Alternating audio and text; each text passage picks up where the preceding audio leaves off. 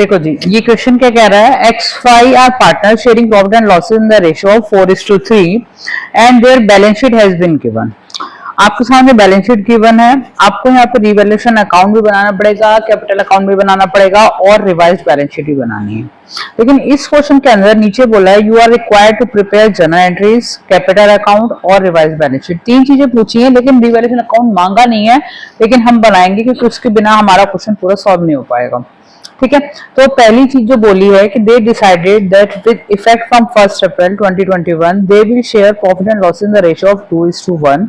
For this purpose they decided that fixed assets are to be depreciated. पहले हम journal entry कर रहे हैं, तो क्या बोला कि फिक्स एसेट्स आपकी डेप्रिशिएट कर रही हैं। अब इसमें फिक्स एसेट 1.5 लाख रुपए की बोली है और 10% डेप्रिशिएट होने का मतलब 15,000 रुपए का डेप्रिसिएशन हुआ। तो आपकी एंट्री बनेगी रिवैल्यूएशन अकाउंट डेबिट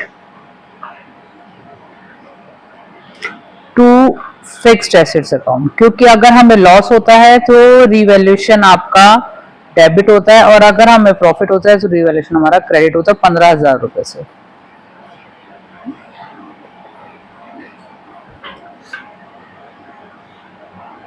ठीक है, अच्छा इसके बाद बोला कि ए provision of 6% be made on debtors for doubtful dates. अगर आप प्रोविजन बना रहे हो that is also a loss for you, और डेटर्स हमारे 1,20,000 के, तो 1,20,000 का हम 6% प्रोविजन बनाते हैं तो 7,200 प्रोविजन भी बन गया।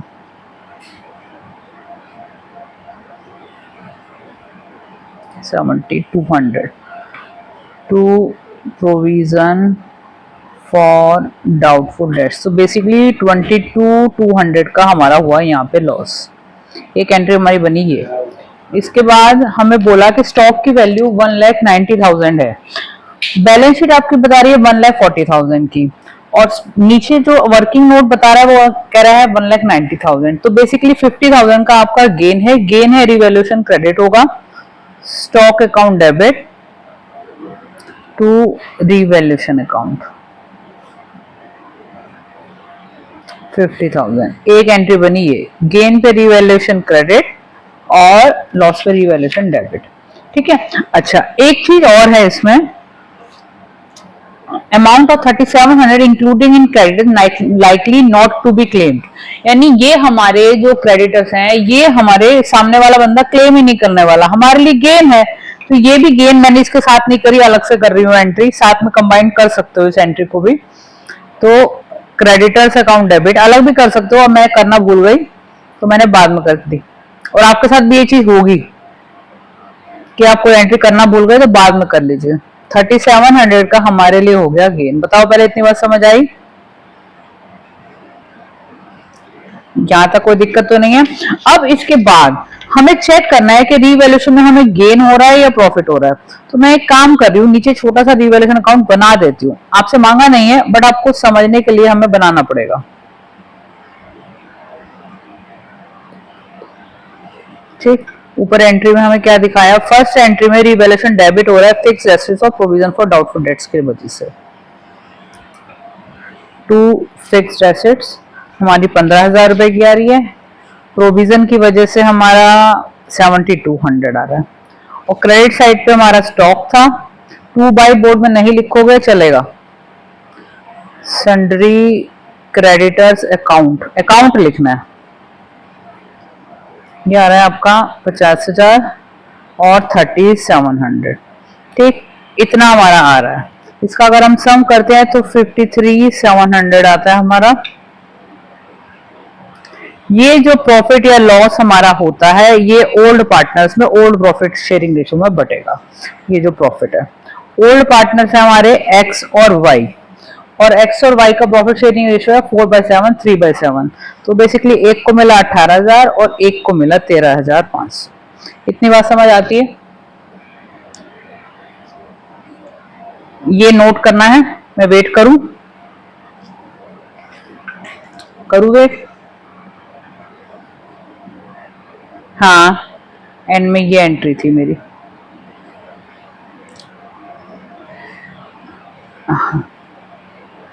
डेबिट साइड पे टोटल मैंने ऐसी बैलेंस करके निकाल के, मतलब मेरे पास सॉल्व है ना, तो मैंने क्या किया, क्रेडिट साइड का टोटल किया 50,000 प्लस 3700 53,700 माइनस 15,000 माइनस 7200, सॉरी ये 7200 है। तो आपकी वैल्यू जो निकल के आ रही, प्रॉफिट टोटल आ रहा होगा 18,500 प्लस 13,500 जोड़ के प्रॉफिट आ रहा होगा, अलग अलग लिख दिया मैंने, बताओ ठीक है। अब इसके बाद ये जो प्रॉफिट डिस्ट्रीब्यूट हुआ ना, इसकी भी आपको एंट्री करनी है, ये रह जाती है, ठीक है। Revaluation account debit to X capital account to Y capital account, और जो हमारा प्रॉफिट आ रहा है 18,000 का आ रहा है और 13,500 का आ रहा है, तो टोटल हो गया बेसिकली हमारा 31,500। ये हो गई प्रॉफिट की एंट्री, बताओ यहां तक, फिर आगे बढ़ूंगी, ठीक है। इसके बाद कह रहे हैं कि partner decided to record the revise value in the books, revise value record करने वाले हैं, इसीलिए तो हमने रिवैल्यूएशन किया, ठीक है। क्वेश्चन के अंदर जनरल रिजर्व गिवन है और ये बोल रहे हैं however they do not want to disturb the general reserve, लेकिन वो जनरल रिजर्व को डिस्टर्ब नहीं करना चाहते। डिस्टर्ब नहीं करने का मतलब क्या है, जनरल रिजर्व डिस्ट्रीब्यूट ही नहीं होगा, डिस्ट्रीब्यूट नहीं होगा तो जो पार्टनर गेन कर रहे हैं बेसिकली, इस में आपका गेनिंग और सेक्रीफाइसिंग रेशियो आपको निकालना पड़ेगा। एक्स और वाई आपके पास दो पार्टनर थे, 4/7 आपका एग्जिस्टिंग रेशियो था, 3/7 एग्जिस्टिंग रेशियो था, इसका आपका न्यू रेशियो आ रहा है इसमें 2/3 और 1/3। तो आप अगर गेनिंग और सेक्रीफाइसिंग रेशियो निकालते हैं तो 2/21 हमारा गेन निकल के आ रहा है और 2/21 हमारा सेक्रीफाइस निकल के आ रहा है वाई के केस में। जो पार्टनर सेक्रीफाइस कर रहा है उसको आप करेंगे क्रेडिट और जो पार्टनर गेन कर रहा है उसको करेंगे debit with the amount of reserve. कैसे करना है ये एंट्री सीखने वाली है। हमारा एक्स जो है वो गेन कर रहा है, capital account debit to Y capital account. अब जनरल रिजर्व को इन्होंने बोला डिस्ट्रीब्यूट नहीं करना, डिस्ट्रीब्यूट नहीं करना, तो बेसिकली 42,000 रुपीज का जनरल रिजर्व था और गेन कितना कर रहा था, वो जितना प्रपोर्शन वो गेन कर रहा था उतना प्रपोर्शनेट हमें कंपनसेट करना है उसको with the amount of general reserve. तो निकल के आ रहा है 4,000 रुपए। ये कंपनसेशन की एंट्री है, जनरल रिजर्व को डिस्ट्रीब्यूट नहीं करना, यानी एज इट इज नई बैलेंस शीट में लेके जाना है। अब नई बैलेंस शीट में लेके जाना है तो प्रॉफिट शेयरिंग रेशियो हमारा चेंज हुआ, तो जिसको प्रॉफिट है जिसको लॉस हो रहा है, तो जिसको लॉस हो रहा है उसको हम बेसिकली कंपनसेट कर रहे हैं कि भाई अगली बार रिजर्व हो तू भी तो हक इसमें तेरा होगा, इसलिए हमने ये एंट्री की। अब एंट्री तो हमारी इतनी ही बनती है। रिवैल्यूएशन अकाउंट हमारा हो गया, इसमें कैपिटल अकाउंट और बनेगा, बैलेंस शीट और बनेगी, बना रहे हो, नोट करना है कुछ या मैं बात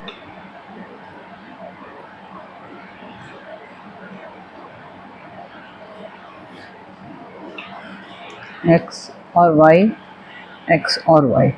अब कैपिटल अकाउंट में अगर हम आते हैं तो हमें बैलेंस शीट में डेटा दिया हुआ है कैपिटल का 2,40,000 और 1,20,000 बाय बैलेंस BD 2,40,000 1,20,000। इसके अलावा हमारा ऊपर रिवैल्यूएशन से प्रॉफिट आया था,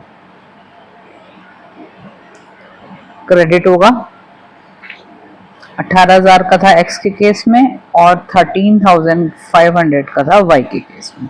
अब इसमें जो गलती होती है ना मेजरली, ये वाली एंट्री में बता रही हूँ मैं, कलर जान के बदल देती हूँ, ये वाली एंट्री की पोस्टिंग ये सीखने वाली है। ये देख, इसमें एक्स डेबिट हो रहा है और वाई हमारा क्रेडिट हो रहा है, ठीक है। तो वाई हमारा क्रेडिट हो रहा है, एक मिनट,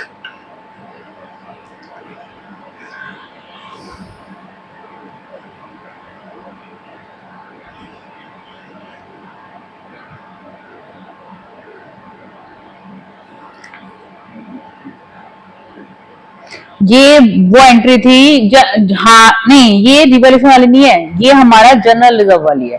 जनरल रिजर्व को कहा था डिस्ट्रीब्यूट नहीं करना, तो हम gaining partner capital account debit करते हैं, सेक्रीफाइसिंग पार्टनर क्रेडिट करते हैं और जनरल रिजर्व की अमाउंट से करते हैं, ठीक है। अब इसमें हमारा जो डेबिट हो रहा है, एक्स का कैपिटल अकाउंट डेबिट हो रहा है, ठीक है। एक्स को हम डेबिट कर रहे हैं with the amount of 4000। Colour मैंने जान के चेंज कर दिया, लिखेंगे यहाँ पे वाई, कॉरेस्पॉन्डिंग का नाम आएगा। और हम वाई को क्रेडिट कर रहे हैं 4000 से, किसकी वजह से? एक्स की कैपिटल की वजह से। बता पहले, ये बात समझ आती है? अच्छा, एक रीवैल्यूएशन का प्रॉफिट था, मैंने डाला था, पता नहीं डाला था। रीवैल्यूएशन का प्रॉफिट जो हमारा था 18,000 का और 13,500 का, ठीक। इसके बाद और कोई एंट्री हमारी नहीं है, तो हम क्या करने वाले हैं, बस इसे क्लोज करेंगे। तो डेबिट साइड का टोटल करते हैं तो 258 आ रहा है, क्रेडिट का सॉरी 137,500, 258 137,500। इसमें से एक्स के केस में हम 4000 माइनस कर देंगे तो 254,000 हमारा आ गया टू बैलेंस सीडी, जो नई बैलेंस शीट में जाएगा, और इसका ऐसी की ऐसी रहेगा। यहां तक बताओ, समझ आया? यहां तक क्लियर होता है? ठीक है। अब इसके बाद बनानी है बैलेंस शीट। बैलेंस शीट बनाते हैं।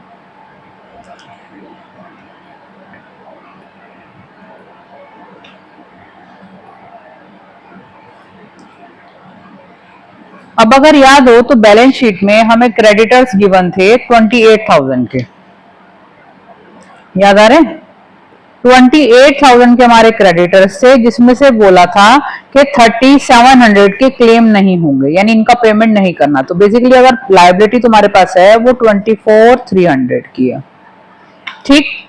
जनरल रिजर्व को इन्होंने बोला था कि डिस्ट्रीब्यूट नहीं करना, तो as it is balance sheet में जाएगा, डिस्ट्रीब्यूट नहीं हुआ। अच्छा, कैपिटल अकाउंट का बैलेंस जो है, जो हमारा कैपिटल अकाउंट से आ रहा है वो हमें लेना है। तो कैपिटल अकाउंट से जो बैलेंस निकल के आ रहा है एक्स और वाई का, हमारा 254, ये जो ये आया था हमारा, और 137,500, तो इनका टोटल आ रहा है 391,500, ठीक है। क्वेश्चन के अंदर अगर आप बैलेंस शीट में देखें, कैश बैलेंस दिया हुआ था 20,000 का, जो कुछ भी यूज नहीं हुआ, एज इट इज आ जाएगा। डेटर्स हमें बताए थे 1,20,000 के, लेकिन हमसे प्रोविजन बनवाया था, अगर याद हो, जो प्रोविजन क्रिएट करवाया था 7,200 का, वो माइनस करेंगे, रेजिडुअल वैल्यू आप दिखाएंगे 1,12,800, ठीक। स्टॉक की वैल्यू नई वाली बताई थी 1,90,000 की हो गई, क्योंकि रिवाइज्ड वैल्यू हम रिकॉर्ड कर रहे हैं। फिक्स एसेट्स में हमारा डिक्लाइन हुआ था, डेप्रिसिएशन हुआ था 15,000 रुपए का, तो वो डेप्रिशिएट करके वैल्यू आई। अब आप दोनों साइड का टोटल चेक कर लीजिए, अगर आपका सही आ गया है तो आपका काम हो रहा है, बढ़िया क्वेश्चन हो गया। ऐसा क्वेश्चन आना ही आना है, यही सारा काम एडमिशन में भी करना है आपको। बताओ, समझ आ गए? कोई दिक्कत इसमें? कुछ नोट करना है? कुछ नोट करना है? कर लिया नोट? आगे बढ़ जाओ।